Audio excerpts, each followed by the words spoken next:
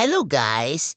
So, maghapong wala ang mami ko at ayan nga, after 8 hours ng duty niya is umuwi na siya ng bahay. So, ganito po kami ni Dalia and ni Zoe kapag uuwi ang aming mami.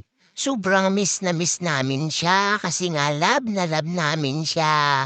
O diba? Tumatalon-talon pa ako. Kasi nga sobrang na-miss ko ang mami ko.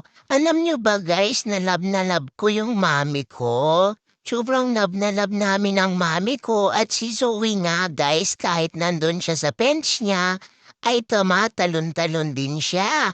Kasi gustong gusto na siyang hawakan ng mami ko. Ganito po kami araw-araw pag pumapasok si mami galing sa trabaho. Sobrang miss namin siya at ayan na nga guys, si Zoe naman yung hahawakan ng mami namin. Tingnan nyo naman guys kung gaano rin siya kamiss ng mami at ng Zoe namin.